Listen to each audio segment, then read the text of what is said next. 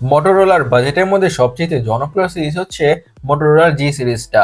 এই জি সিরিজে তারা নিয়ে এসে বলেছে নতুন একটি স্মার্টফোন মোটরোলা মোটো G25। আরো স্পেসিফিক্যালি বলতে গেলে এটি হচ্ছে মোটরোলা মোটো G2025। ফোনটি বাজেটের মধ্যে ভালো কিছু স্পেক্স আর ফিচারের সাথে বাজারে এসেছে।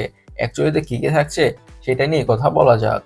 শুরুতে এই ফোনটার ডিজাইনের কথা বলে this phone really looks premium, কারণ ব্যাক প্যানেল থাকছে লেদার লাইক ফিনিশ বা leather like texture which is absolute gorgeous করে তোলে স্মার্টফোনটির লুকসটি।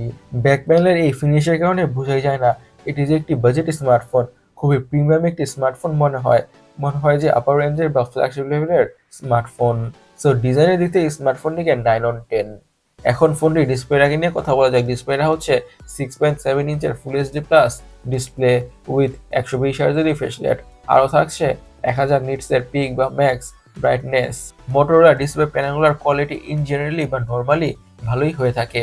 সো এই প্যানেলটা ডিসপ্লে ওয়াচিং এক্সপিরিয়েন্স বা content watching experience, movies, videos or cinemas যে কোনো কিছু দেখে অনেকটা ভালোভাবে এনজয় করা যাবে। একটি বাজেট স্মার্টফোন থেকে কন্টেন্ট ওয়াচ করার এক্সপিরিয়েন্স যেমন হয়ে থাকে অথবা কন্টেন্ট ওয়াচিং এক্সপিরিয়েন্স অ্যাকচুয়ালিতে যেমন হয়ে থাকে, এই ফোনটার কন্টেন্ট ওয়াচিং এক্সপিরিয়েন্স এক্স্যাক্টলি তেমনই হতে যাচ্ছে, ইফ নট বেটার। আর 120 Hz রিফ্রেশের থাকার কারণে স্ক্রোলিং করে, ব্রাউজিং করে, গেমিং করে, টুকটাক বা রেগুলার যত ধরনের কাজ আছে সেগুলো করে অনেকটা ভালোভাবেই স্মুথনেসের ফিল তো পাওয়া যাবেই। এখন ফোনটির হার্ড অথবা চিপসেট নিয়ে কথা বলা যাক। ইউজ করা হয়েছে মিডিয়াটেক ডায়মেনসিটি 6300। এটি ট্রাইড অ্যান্ড টেস্টেড একটি গুড পারফর্মিং প্রসেসর, বিশেষ করে বাজেট স্মার্টফোনগুলোর ক্ষেত্রে। হাই লেভেলের গেমগুলোকে মিডিয়াম সেটিংসে খুবই ভালোভাবে খেলা যাবে অথবা রান করা যাবে কোনো ধরনের ইস্যুস ছাড়াই। বাজেট স্মার্টফোন হিসাবে ফোনটির গেমিং পারফরমেন্স অথবা রেগুলার পারফরমেন্স খুবই ভালো হতে যাচ্ছে। পারফরমেন্স নিয়ে মোটেও ডিসঅ্যাপয়েন্টেড হতে হবে না। একটি মিড বাজেট স্মার্টফোন থেকে আমরা যেমন ধরনের পারফরমেন্স এক্সপেক্ট বা আশা করি ফোনের পারফরমেন্স এক্স্যাক্টলি এমনই হতে যাচ্ছে। বাট এটা ঠিক, ফোনটাকে খুব বেশি মাল্টিটাস্কিং করা ট্রাই করা হলে অথবা খুব বেশি হেভি ইউজ বা খুব বেশি হেভি প্রেশার দেওয়া ট্রাই করা হলে তখন ফোনে থেকে অবভিয়াসলি ল্যাগের ইস্যু বা হ্যাংয়ের ইস্যু ফেস করতে হবে। দ্যাটস ফর শিওর বা অবভিয়াস। এখন ফোনটির অপটিক্স বা ক্যামেরাকে নিয়ে কথা বলা যাক। ইউজ করা হয়েছে dual camera, but dual camera just নামেই।